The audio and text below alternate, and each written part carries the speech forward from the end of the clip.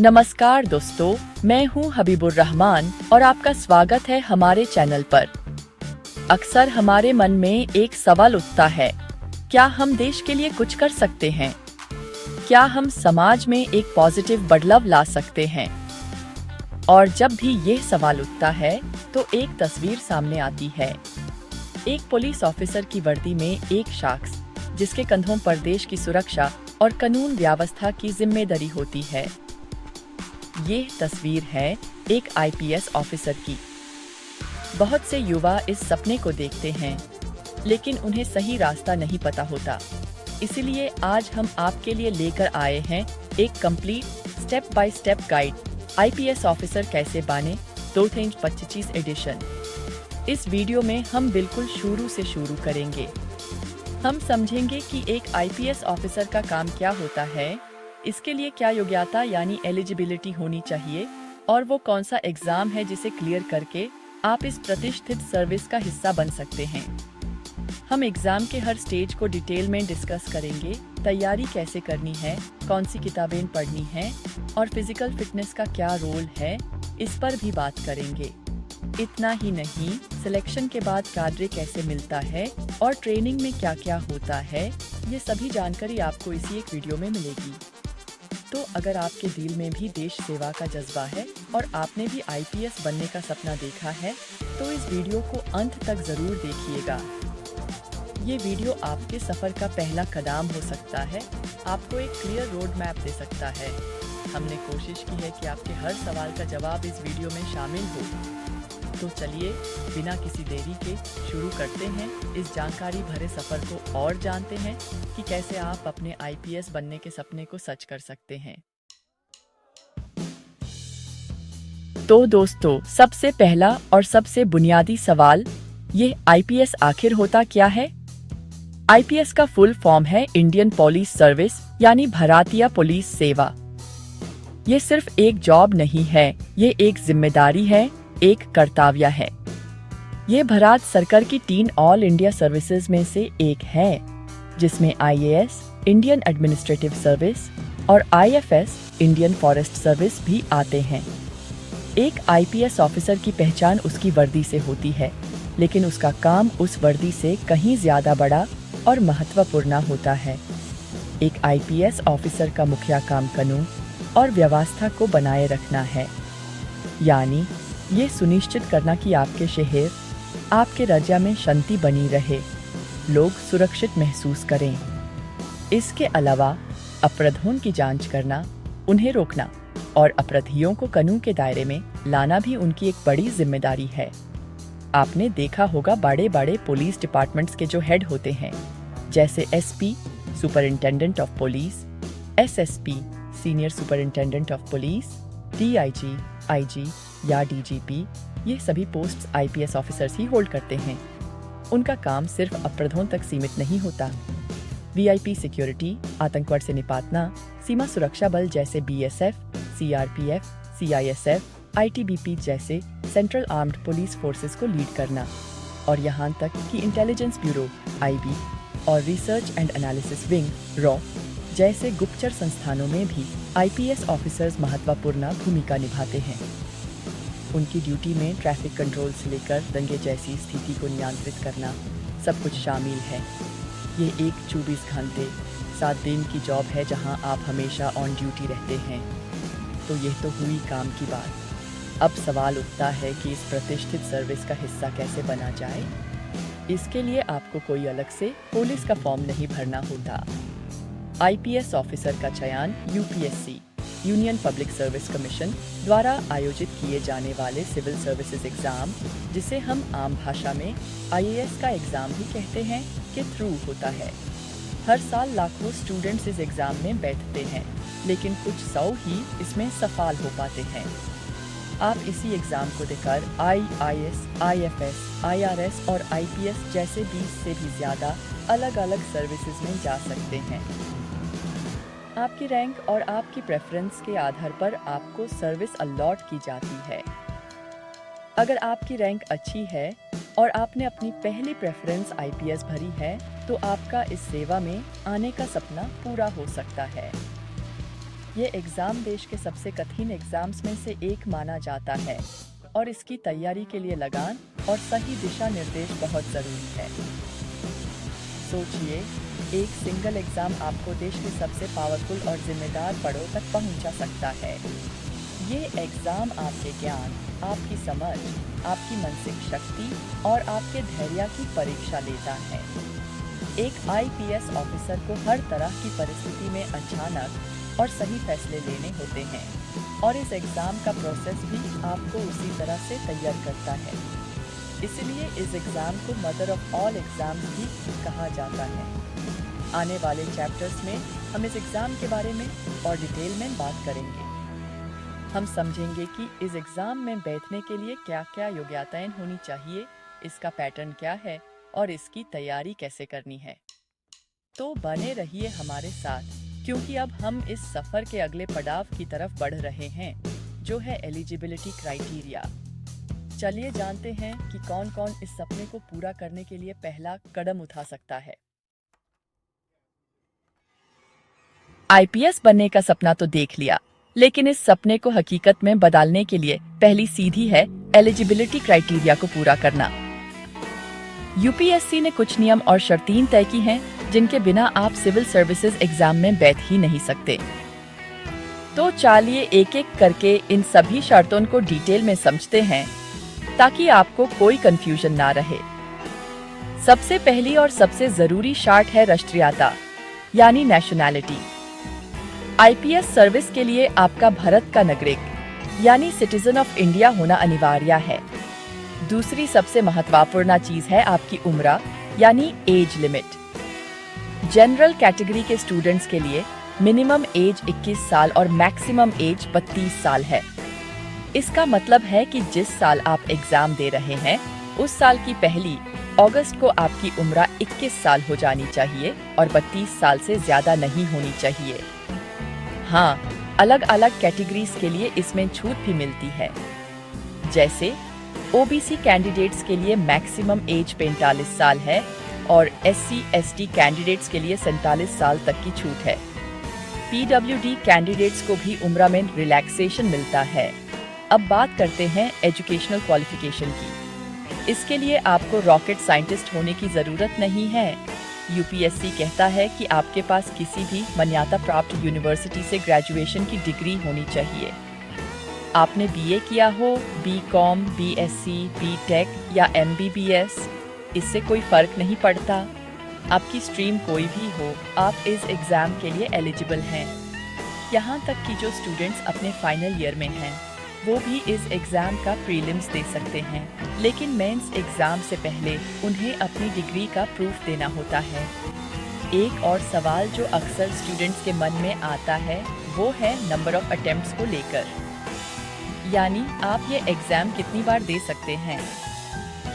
General category के students के लिए ये सीमा 6 अटेम्प्ट्स की है, जब तक वो 32 साल की एज लिमिट क्रॉस ना कर लें। ओबीसी कैंडिडेट्स को 9 अटेम्प्ट्स मिलते हैं और SC/ST कैंडिडेट्स के लिए कोई अटेम्प्ट लिमिट नहीं है। वो अपनी एज लिमिट तक कितनी भी बार एग्जाम दे सकते हैं। तो अपने अटेम्प्ट्स को हमेशा सोच समझ कर इस्तेमाल करना चाहिए। इन सब के अलावा आईपीएस के लिए कुछ खास फिजिकल स्टैंडर्ड्स भी होते हैं, जिनके बारे में हम आगे एक डेडिकेटेड चैप्टर में डिटेल में बात करेंगे। लेकिन अभी के लिए बेसिक समझ लें कि आपकी एक मिनिमम हाइट होनी चाहिए, आपकी आईसाइट अच्छी होनी चाहिए और आप मेडिकली फिट होने चाहिए। ये स्टैंडर्ड्स पुरुष और महिला कैंडिडेट्स के लिए अलग अलग होते हैं। इसलिए फॉर्म भरने से पहले इन सभी क्राइटेरिया को अच्छी तरह से चेक कर लेना बहुत ज़रूरी है। ये सारी शर्तें इसलिए रखी गई हैं ताकि देश को ऐसे ऑफिसर्स मिलें जो हर तरह से सक्षम हो, मानसिक रूप से भी और शारीरिक रूप से भी। एक आईपीएस ऑफिसर को कठिन से कठिन परिस्थितियों में काम करना पड़ता है और इसके लिए उनका फिजिकली और मेंटली फिट होना बेहद जरूरी है। इसलिए ये एलिजिबिलिटी क्राइटेरिया एक तरह से पहला फिल्टर है, जो ये सुनिश्चित करता है कि सही कैंडिडेट्स ही आगे की प्रक्रिया में शामिल हों। तो अगर आप इन सभी योग्यताओं को पूरा करते हैं तो बधाई हो, आप आईपीएस बनने के सफर का पहला पड़ाव पार कर चुके हैं। अब आप यूपीएससी सिविल सर्विसेज एग्जाम का फॉर्म भरने के लिए पूरी तरह से तैयार हैं। अब हमारा अगला चैप्टर इसी एग्जाम के बारे में है। हम समझेंगे कि यह एग्जाम कितने स्टेजेस में होता है और इसका स्ट्रक्चर क्या है। तो चलिए आगे बढ़ते हैं। तो दोस्तों, अब जब आपने एलिजिबिलिटी चेक कर ली है, तो चलिए उस महापरीक्षा को समझते हैं जिसे पार करके आप आईपीएस ऑफिसर बनेंगे। इस एग्जाम का नाम है यूपीएससी सिविल सर्विसेज एग्जामिनेशन या सीएसई। ये एग्जाम 3 अलग अलग चरणों में होता है। इसकी तुलना आप एक 3 मंजिला इमारत से कर सकते हैं, जहां हर मंजिल को पार करके ही आप आगे बढ़ सकते हैं। ये 3 चरण हैं: प्रिलिमिनरी एग्जाम, मेन एग्जाम और इंटरव्यू या पर्सनालिटी टेस्ट। चलिए इन तीनों को एक एक करके समझते हैं। पहला चरण है प्रिलिमिनरी एग्जाम, जिसे हम आम भाषा में प्रीलिम्स भी कहते हैं। ये एक स्क्रीनिंग टेस्ट है जिसका मकसद लाखों उम्मीदवारों में से कुछ हजार सीरियस कैंडिडेट्स को अगले स्टेज के लिए शॉर्टलिस्ट करना होता है। यह एग्जाम आमतौर पर हर साल जून के महीने में होता है। इसमें 2-2 घंटे के 2 ऑब्जेक्टिव टाइप यानी मल्टीपल चॉइस क्वेश्चंस (MCQ) वाले पेपर होते हैं। पहला पेपर होता है जनरल स्टडीज (GS), पेपर 1 और दूसरा होता है civil services aptitude test (CSAT) यानी GS पेपर 2। GS पेपर 1 में आपसे history, geography, polity, economy, science and technology और करंट अफेयर्स जैसे विषयों से सवाल पूछे जाते हैं। इसी पेपर के मार्क्स के आधार पर आगे के लिए मेरिट लिस्ट बनती है। वहीं CSAT पेपर क्वालिफाइंग नेचर का होता है, जिसमें आपसे कॉम्प्रिहेंशन, लॉजिकल रीजनिंग और बेसिक न्यूमेरेसी से जुड़े सवाल पूछे जाते हैं। इसमें आपको सिर्फ 33% मार्क्स लाने होते हैं। अगर आप CSAT में फेल हो जाते हैं, तो आपका GS पेपर 1 चेक ही नहीं होगा, चाहे आपने उसमें कितना ही अच्छा स्कोर क्यों ना किया हो। जो लोग प्रीलिम्स क्लियर कर लेते हैं, वो पहुंचते हैं दूसरे और सबसे महत्वपूर्ण चरण पर, मेन एग्जाम। यह एग्जाम आमतौर पर सितंबर या अक्टूबर के महीने में होता है और ये पूरी तरह से डिस्क्रिप्टिव यानी रिटन एग्जाम होता है। इसमें आपको लंबे लंबे आंसर्स लिखने होते हैं। मेंस में कुल 9 पेपर्स होते हैं। इनमें से 2 पेपर, एक इंग्लिश का और एक किसी भी इंडियन लैंग्वेज का क्वालिफाइंग होते हैं, जिसमें आपको सिर्फ पास होना होता है। बाकी के 7 पेपर्स के मार्क्स आपकी फाइनल रैंक डिसाइड करते हैं। इन 7 पेपर्स में एक ऐसे का पेपर होता है। जनरल स्टडीज के 4 पेपर होते हैं: GS 1, GS 2, GS 3, GS 4 और 2 पेपर आपके ऑप्शनल सब्जेक्ट के होते हैं। ऑप्शनल सब्जेक्ट आप यूपीएससी की दी गई लिस्ट में से अपनी पसंद का कोई भी एक सब्जेक्ट चुन सकते हैं, जैसे हिस्ट्री, पब्लिक एडमिनिस्ट्रेशन, सोशियोलॉजी या लिटरेचर। हर पेपर 3 घंटे का होता है और ये पूरा एग्जाम 5 दिन तक चलता है। जब आप मेंस एग्जाम भी अच्छे मार्क्स से क्लियर कर लेते हैं, तब आपको बुलावा आता है तीसरे और आखिरी चरण के लिए, द इंटरव्यू, जिसे यूपीएससी पर्सनालिटी टेस्ट कहता है। यह दिल्ली में यूपीएससी के धौलपुर हाउस ऑफिस में होता है। यहाँ एक बोर्ड, जिसमें कई अनुभवी मेंबर्स होते हैं, आपसे बातचीत करते हैं। ये सिर्फ आपके ज्ञान की परीक्षा नहीं है, बल्कि आपके व्यक्तित्व, आपकी सोच, आपकी हॉनेस्टी, आपकी डिसीजन मेकिंग एबिलिटी और आपकी कम्युनिकेशन स्किल्स की परीक्षा है। इंटरव्यू के मार्क्स को आपके मेंस एग्जाम के मार्क्स के साथ जोड़कर फाइनल मेरिट लिस्ट बनाई जाती है और इसी फाइनल लिस्ट के आधार पर तय होता है कि आपको कौन सी सर्विस और कौन सा कदर मिलेगा। तो ये है पूरा स्ट्रक्चर। प्रीलिम्स एक छलनी की तरह है, मेंस आपके ज्ञान और लेखन शैली की परीक्षा है और इंटरव्यू आपके व्यक्तित्व का आईना है। इन तीनों चरणों को सफलतापूर्वक पार करने के बाद ही आपका आईपीएस बनने का सपना पूरा होता है। दोस्तों, एग्जाम का स्ट्रक्चर तो हमने समझ लिया, लेकिन इस महायज्ञ में सफल होने के लिए सही रणनीति, सही किताबें और सही टाइम मैनेजमेंट रूपी आहुति देना बहुत जरूरी है। यूपीएससी की तैयारी एक मैराथन है, स्प्रिंट नहीं। इसके लिए आपको कम से कम 1 साल का डेडिकेटेड समय चाहिए। चलिए बात करते हैं कि इस तैयारी को अंजाम कैसे देना है, कौन से रिसोर्सेज फॉलो करने हैं और टाइम टेबल कैसा होना चाहिए। सबसे पहले बात करते हैं रिसोर्सेज की, यानी पढ़ना कहाँ से है। हर सब्जेक्ट के लिए कुछ स्टैंडर्ड बुक्स हैं जिन्हें टॉपर्स और एक्सपर्ट्स रिकमेंड करते हैं। जैसे हिस्ट्री के लिए स्पेक्ट्रम की मॉडर्न हिस्ट्री और एनसीईआरटी की पुरानी किताबें। पॉलिटी के लिए एम लक्ष्मीकांत को तो गीता या बाइबल माना जाता है। इकोनॉमी के लिए रमेश सिंह या संजीव वर्मा के साथ साथ इकोनॉमिक सर्वे और बजट बहुत जरूरी है। ज्योग्राफी के लिए जीसी लियोंग और 11वीं और 12वीं की एनसीईआरटीज बेस्ट हैं। इन स्टैंडर्ड बुक्स के अलावा सबसे इम्पोर्टेंट हिस्सा है करंट अफेयर्स। इसके लिए आपको रोज एक अच्छा न्यूज़पेपर जैसे द हिंदू या द इंडियन एक्सप्रेस पढ़ना ही पढ़ना है। साथ ही एक मंथली करंट अफेयर्स मैगजीन जैसे विजन IAS या इनसाइट्स को फॉलो करना बहुत जरूरी है। न्यूज़पेपर पढ़ने से न सिर्फ आपकी जानकारी बढ़ती है, बल्कि आपकी सोचने समझने की शक्ति और इंग्लिश भी बेहतर होती है। इसलिए इसे अपनी डेली रूटीन का हिस्सा बना लीजिए।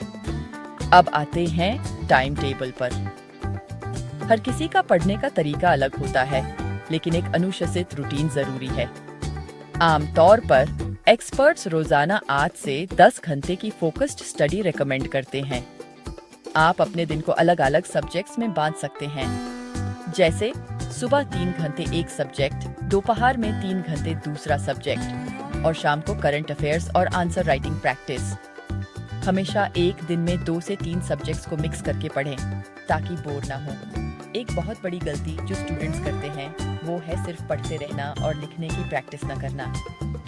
मेंस एग्जाम पूरी तरह से लिखने का खेल है, इसलिए पहले दिन से ही आंसर राइटिंग की आदत डालें। रोज कम से कम 2-3 क्वेश्चंस लिखने की कोशिश करें। इससे आपकी स्पीड बढ़ेगी, कंटेंट को स्ट्रक्चर करना आएगा और टाइम मैनेजमेंट बेहतर होगा। शुरू में शायद अच्छा ना लिख पाए, लेकिन धीरे धीरे सुधार जरूर आएगा।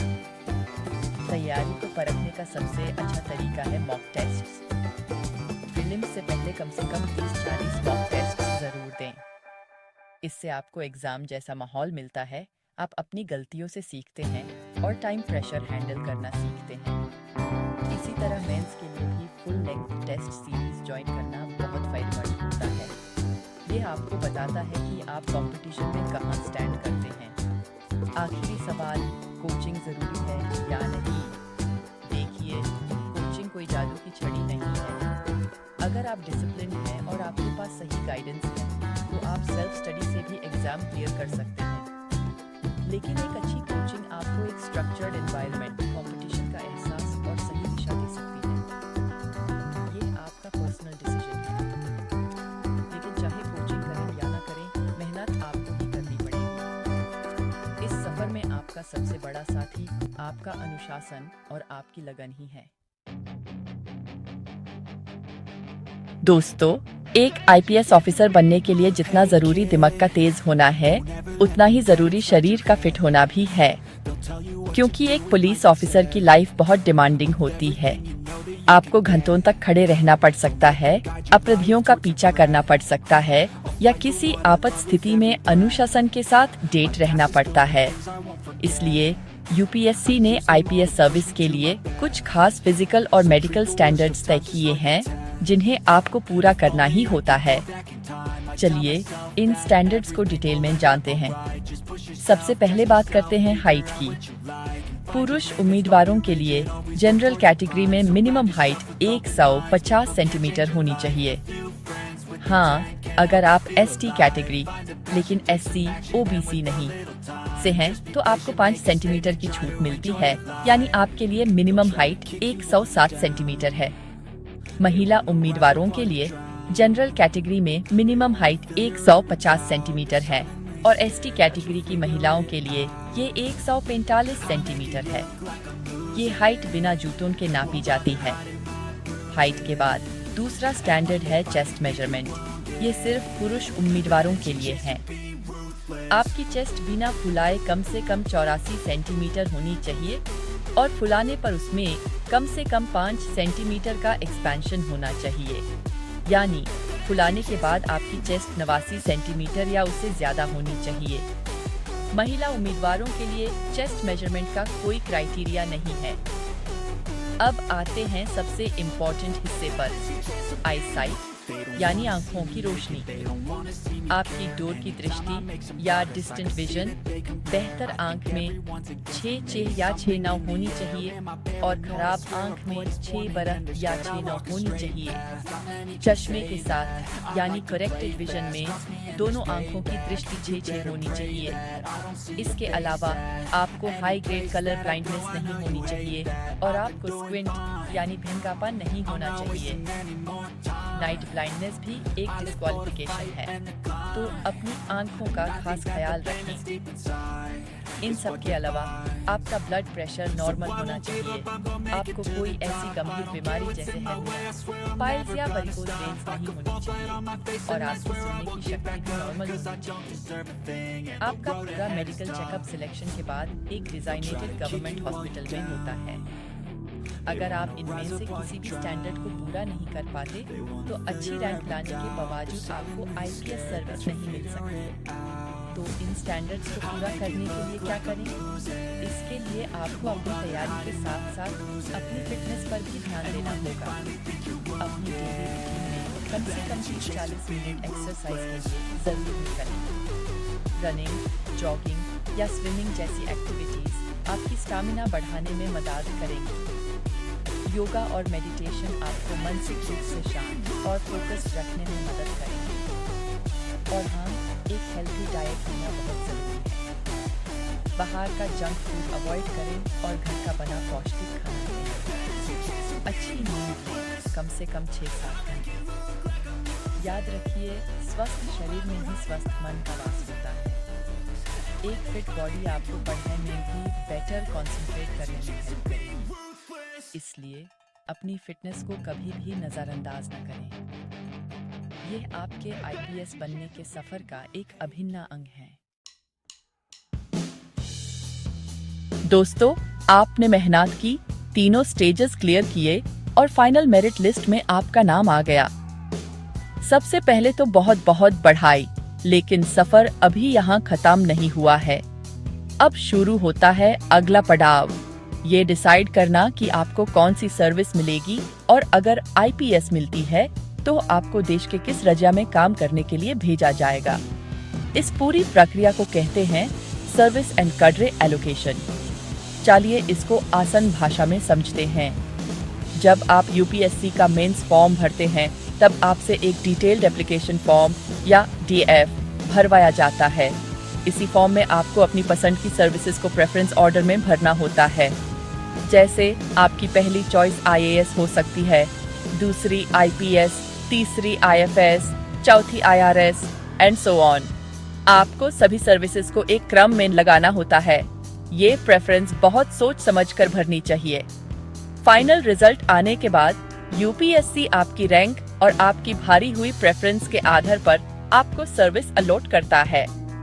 मान लीजिए 100 सीट्स आईएएस के लिए हैं और आपकी रैंक 90 है और आपकी पहली प्रेफरेंस आईएएस है तो आपको आईएएस मिल जाएगा।